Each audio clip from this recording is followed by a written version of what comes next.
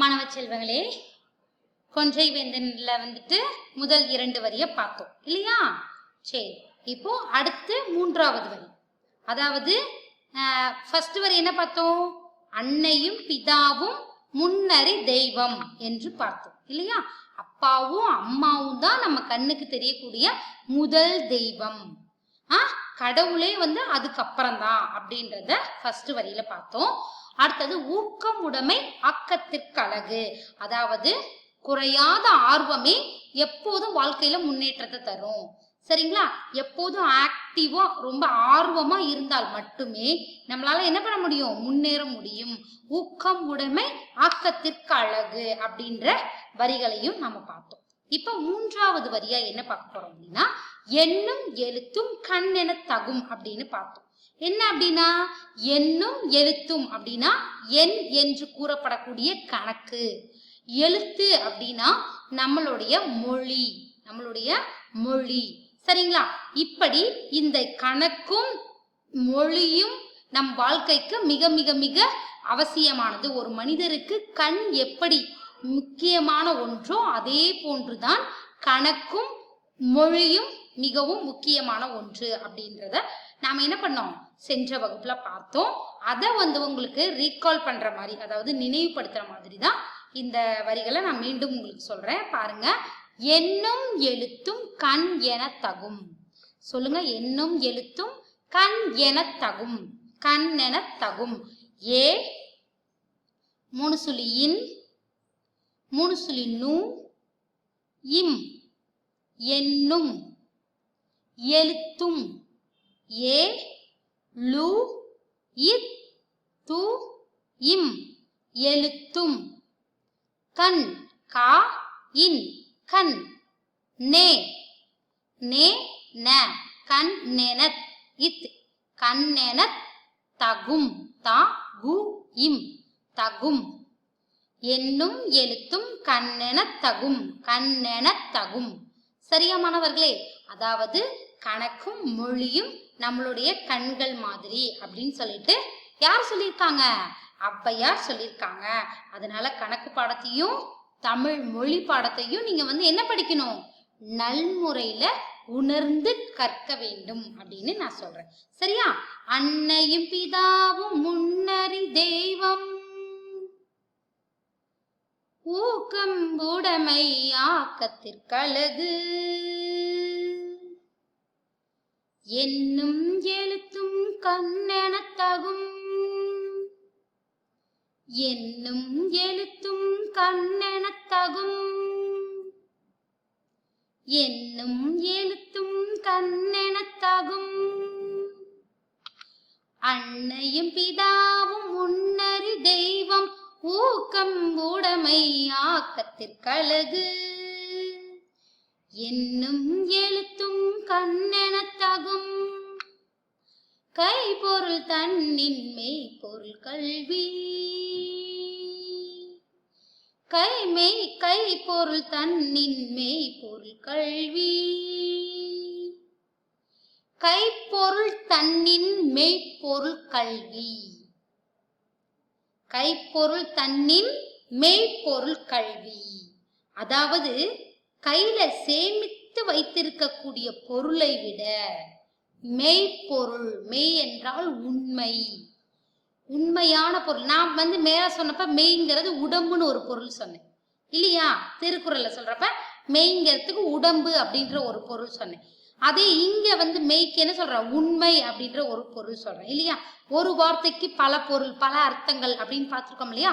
அது மாதிரி மெய் அப்படின்னா உடம்பு, உண்மை, இது எல்லாத்தையும் சொல்லலாம். சரிங்களா? சரி. மெய்ப்பொருள் கல்வி, அதாவது உண்மையான பொருள் கல்வி அப்படிங்கிறத நம்ம பார்த்தோம். கைப்பொருள் தன்னின் மெய்ப்பொருள் கல்வி, அதாவது நம்ம கையில சேமித்து வைக்கக்கூடிய பொருளை விட நம் அறிவில் சேமித்து வைக்கக்கூடிய அறிவு, செல்வம், கல்விதான் அப்படின்னு சொல்றாங்க. அறிவு வந்து செல்வம் எது? நமக்கு நிலைத்திருக்கக்கூடிய செல்வம் எது? கல்வி. அதனாலதான் வாசிப்பை நேசிப்போம் அப்படின்ற ஒரு ஒரு இதை நான் உங்களுக்கு இமேஜா போட்டிருக்கேன். அதாவது வாசித்தல் பயிற்சியை நீங்க என்னைக்கும் கைவிற்றக்கூடாது. படிக்கிறது, வாசிக்கிறது, புத்தகம் வாசிப்பது என்பது நம்ம அறிவை வந்து மேலும் மேலும் பெருக்கிக்கிட்டே போறது. சரிங்களா? இந்த மாதிரி நமக்கு நிறைந்திருக்கக்கூடிய அறிவு, நம் பெற்ற கல்வி, அது என்றுமே அழியாத ஒரு செல்வம் அப்படின்னு இந்த கொன்றை வேந்தன் வரிகள் மூலம் ஔவையார் நமக்கு உணர்த்தியுள்ளார். சரியா மாணவர்களே? ஆமா, ஃபர்ஸ்ட் வரி என்ன சொன்னேன்? தாய் தந்தையர் தான் நம் கண்முன்னே காணக்கூடிய முதல் தெய்வம், ஆசிரியர் முதல் தெய்வம், அதன் பேர் தான் கடவுள், அதான் அன்னையும் பிதாவும் முன்னறி தெய்வம்னு பார்த்தோம். ஊக்கம் உடைமை ஆக்கத்திற்கு அழகு. நாம சுறுசுறுப்பா எப்பவுமே ஆக்டிவா இருக்கணும், ரொம்ப சோம்பேறித்தனமா இருக்கக்கூடாது. அந்த சுறுசுறுப்பா ரொம்ப ஆக்டிவா இருந்தோம் அப்படின்னா கண்டிப்பா நம்ம வாழ்க்கையில முன்னேறிட்டு இருப்போம். அதாவது சோம்பேறித்தனமா, சோம்பலா, ரொம்ப சேடா எப்பவுமே இருந்தோம் அப்படின்னா நம்மளால வாழ்க்கையில முன்னேறவே முடியாது. எண்ணும் எழுத்தும் கண்ணென தகும். அதாவது எண் என்று சொல்லக்கூடிய கணக்கும், எழுத்து என்று சொல்லக்கூடிய மொழி, இவை இரண்டும் நம் வாழ்க்கைக்கு மிக மிக மிக முக்கியமான ஒன்று அப்படின்னு ஔவையார் சொல்லியிருக்காரு இல்லைங்களா? அதுக்கப்புறம் பாத்தீங்கன்னா கைப்பொருள் தன்னின் மெய்ப்பொருள் கல்வி. அதாவது கையில் இருக்கக்கூடிய பணம், காசு, காரு, வீடு, செல்வம், நிலம், சொத்து சுகம், இது எல்லாத்தையும் விட கல்வி ஒன்றே நிலைத்த செல்வம் அப்படின்னு சொல்லிட்டு ஔவையார் நமக்கு சொல்லியிருக்காரு. அதை தான் 4 வரியில சொல்லியிருக்காங்க. கவனி. அன்னையும் பிதாவும் முன்னறி தெய்வம், ஊக்கம் உடைமை ஆக்கத்திற்கழகு, என்னும் எழுத்தும் கண்ணென தகும், கைபொருள் தன்னின் மெய்ப்பொருள் கல்வி என்று 4 வரியில உங்களுக்கு சொல்லியிருக்காங்க. மாணவர்களே, நான் எப்படி பாடினோ அதே மாதிரியே நீங்களும் பாடி பிராக்டிஸ் எடுத்துக்கோங்க. நீங்களும் இந்த 4 வரிய மறக்காம நல்லா படிச்சு எழுதி பார்த்துக்கோங்க. சரியா மாணவர்களே? சரி, இதுக்கப்புறம் பாத்தீங்க அப்படின்னா மாணவர்களே, உங்களுக்கு வந்து இந்த புத்தக பயிற்சிக்கு பின்னாடி மொழியோடு விளையாடு அப்படின்லாம் கொடுத்துருக்காங்க, சொல் விளையாட்டு அப்படின்லாம் கொடுத்துருக்காங்க. மாணவர்களே, நீங்க வந்து இப்போ வந்து நிறைய கேம்ஸ் விளையாடுவீங்க. இப்போ வந்து அது இந்த கொரோனா டைம்ல வீட்டில் இருக்கிறப்ப நிறைய பேர் என்ன பண்றீங்கம்மா, நான் கிளாஸ் பார்க்குறேம்மா, நான் கிளாஸ் பார்க்குறேம்மா அப்படின்னு சொல்லிட்டு நிறைய பேர் வந்து என்ன பண்றீங்க, நிறைய கேம்ஸ் விளையாடுறீங்க. ஸோ நம்ம விளையாடுற விளையாட்டு வந்து நம்ம மொழி திறனை வந்து அதிகரிக்க வகையில இருந்துச்சு அப்படின்னா ரொம்ப அருமையா இருக்கும். என்னம்மா மொழித்திறன்? எனக்கு ஒன்றும் புரியலையே மேம். நம்மளுடைய மொழியில விளையாண்டோம் அப்படின்னா அது நம்மளோட திறனை அதிகரிக்கும் இல்லையா? அதன்படி அதற்கு இணங்க இங்க பாருங்க, சொல் விளையாட்டு. அதாவது நம்ம தமிழ் மொழிக்குனே நிறைய கேம்ஸ் வந்திருக்கு. நம்ம தமிழ் மொழியை வச்சே விளையாடுற மாதிரி நிறைய கேம்ஸ் வந்திருக்கு. உங்களுக்கு நீங்க வந்து ஃப்ரீ ஃபயர் விளையாடுவீங்க, அப்புறம் வந்து கார் கேம்ஸ், இந்த மாதிரிலாம் நிறைய விளையாடுவீங்க இல்லையா? அதெல்லாம் தவிர்த்துட்டு, அதெல்லாம் இனிமே ஒரு ஓரம் கட்டிட்டு இங்க பாருங்க, வார்த்தையோடு விளையாடுக, தேடல், சரிங்களா, எங்கள் மொழியோடு விளையாடுக, இந்த மாதிரியான விளையாட்டுக்கள்லாம் இருக்கு கேம் போன்ல. இப்ப எடுத்துக்காட்டுக்கு பாத்தீங்க அப்படின்னா இங்க பாருங்க, 15 தமிழ் வார்த்தைகள் கண்டுபிடி அப்படின்னு கொடுத்துருப்பாங்க. இந்த மாதிரி எழுத்துக்கள் ரவுண்டா கொடுத்து பாக்ஸ் கொடுத்துருக்கதை நான் எங்கேயோ பார்த்திருக்கனே. எங்க பார்த்திருப்பீங்க? நியூஸ் பேப்பர்ல பார்த்திருப்பீங்க இல்லையா? நியூஸ் பேப்பர்ல பார்த்திருப்பீங்க. மாணவர்களே கவனிங்கள், இங்க பாருங்க. இப்ப இங்க இருக்கக்கூடிய வார்த்தைகள்ல ஏதாவது 15 வார்த்தைகள் கண்டுபிடிங்கன்னு சொல்லியிருக்காங்க. நீங்க ஏதாவது சொல்லுங்க பார்ப்போம். கதவு, கதவு. ஓய்வு, ஓய்வு. அதுக்கப்புறம் வேற ஏதாவது? தடம், தடம். இந்த மாதிரி கண்டுபிடிக்கக்கூடிய வார்த்தைகள், உங்களை யோசிக்க வைக்கக்கூடிய வார்த்தைகள், விளையாட்டுகள், இது எல்லாமே நிறைய இருக்கு. சரியா மாணவர்களே? அடுத்தது இங்க பாத்தீங்க அப்படின்னா இங்க பாருங்க, பொருள் பொறுத்துக. பொருள், இல்லறம் அப்படிங்கிறதுக்கு என்ன பொருள்? ஆடவர் அப்படின்னா என்ன பொருள்? உடல் அப்படின்னா என்ன பொருள்? வில் அப்படின்னா என்ன பொருள்? கேலி அப்படின்னா என்ன பொருள்? இல்லறம் அப்படின்னா வீடு, ஆடவர் அப்படின்னா ஆண் இல்லையா? உடல் அப்படின்னா உயிர், வில் அம்பு. அதுக்கப்புறம் என்ன வரும்? கேலி, இகழ்ச்சி. இந்த மாதிரியான விளையாட்டுகளும் உங்களுக்கு இருக்கு. இந்த மாதிரிலாம் நீங்க விளையாண்டீங்கன்னா அதுக்கு ஸ்கோர் கொடுப்பாங்க. உங்களுக்கு வந்து மதிப்பெண் ஸ்கோர்ஸ் கொடுப்பாங்க இல்லையா?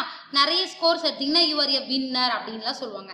இந்த மாதிரி தமிழ்ல விளையாடக்கூடிய விளையாட்டுகள் நிறையவே இருக்கு. மாணவர்களே, நீங்கள் அதை தேர்வு செய்து விளையாட வேண்டும் என்று நான் விருப்பப்படுகிறேன். அடுத்ததாக பார்த்தீர்கள் என்றால் இங்க கவனிங்க. இது மட்டும் இல்லாம குறுக்கெழுத்து புதிர், குறுக்கெழுத்து போட்டி, புதிர் போட்டி அப்படின்லாம் இருக்கு. சரிங்களா? புதிர் போட்டு விளையாடுறது, குறுக்கெழுத்து போட்டு விளையாடுறது, இந்த மாதிரி படங்கள் கொடுத்து அந்த படங்களோட பெயரை குளவி, குளவி, குருவி, இந்த மாதிரி பருந்து, இந்த மாதிரிலாம் கண்டுபிடிக்க சொல்லுவாங்க. அதே மாதிரி இங்க பாரு, இங்க 2 பழங்கள் கொடுத்துட்டாங்க, இங்க 1 2 3 கொடுத்துட்டாங்க, கீழே பாருங்க எழுத்துக்கள் கொடுத்துட்டாங்க இல்லையா? மத்தளம், இந்த மாதிரிலாம் இங்க கொடுத்துருப்பாங்க. அதை நீங்க வந்து கண்டுபிடிச்சி நீங்க வந்து விளையாடலாம். அது இல்லை அப்படின்னா இங்க பாருங்க 3 பிக்சர் கொடுத்துருப்பாங்க. 3 பிக்சர்.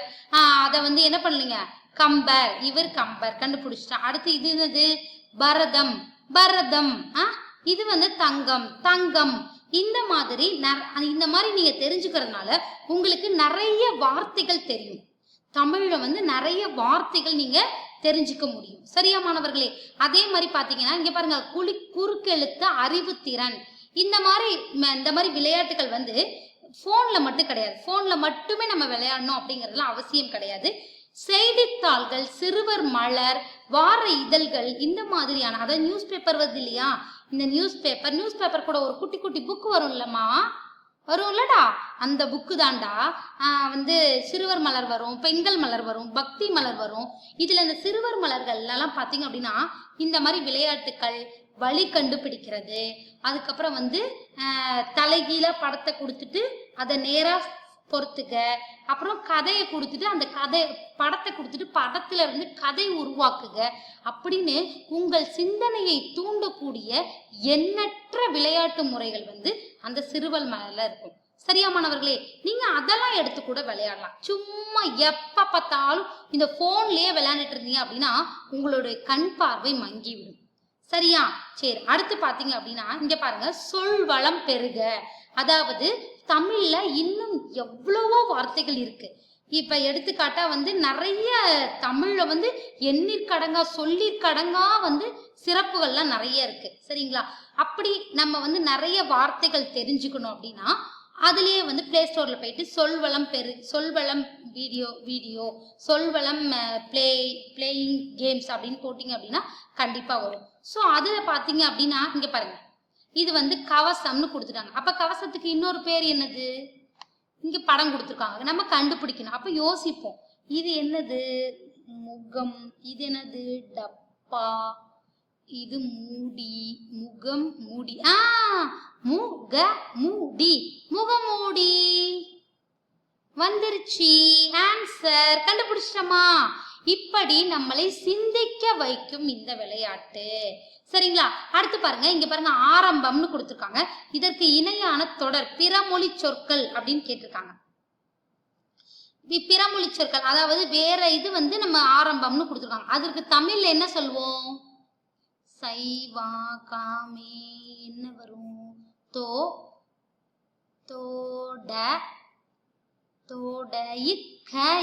தொடக்கம். யா, கரெக்ட். தொடக்கம், ஆரம்பம், ஸ்டார்ட் பண்றது இல்லையா? அப்போ இது ஒரு பொருள் நமக்கு கிடைச்சிருச்சு. சோ இந்த மாதிரி புதுசா வார்த்தைகள் தெரிஞ்சுக்கிறதுக்கு, புதுசா நீங்க விளையாடுறதுக்கு இந்த மாதிரியான கேம்ஸ் வந்து நமக்கு உபயோகப்படும் மாணவர்களே. அதனாலதான் திருப்பி சொல்றேன், போன்ல கேம்ஸ் விளையாடுறத விட்டுட்டு இந்த மாதிரி தமிழ் மொழிக்கு தேவையான விளையாட்டுகளை வந்து நீங்க விளையாண்டீங்க அப்படின்னா நிறைய சொற்களை நீங்க தெரிஞ்சுக்குவீங்க. அத்துடன் மட்டும் இல்லாம செய்தித்தாள்களில் வரக்கூடிய சொல் விளையாட்டு, வார்த்தை விளையாட்டு, அப்புறம் சிறுவர் இதழ், இந்த மாதிரி இதழ்கள்ல வரக்கூடிய விளையாட்டுகளை நீங்க விளையாண்டீங்க அப்படின்னா உங்கள் சிந்தனை துளிகள் பெருகும், உங்களை சிந்திக்க தூண்டும். சரியா மாணவர்களே? ஆசிரியர் சொல்றதை கேட்பீங்களா? நியூஸ் பேப்பர்ல இருக்கிறத எடுத்து நீங்க என்ன பண்ணுங்க, விளையாடுங்க. சரியா? சரி, இப்போ அடுத்தது பாத்தீங்க அப்படின்னா லகர வரிசை. நாம இதுக்கு முன்னாடி லகர வரிசை பார்த்தோம். இது லகர வரிசை. இல், ல, லா, லி, லீ, லு, லூ, லே, லே, லை, லோ, லோ, லவ். இந்த வரிசைக்கான வாய்ப்பாடு அதை அடுத்த வாரம் பார்ப்போம். நன்றி மாணவர்.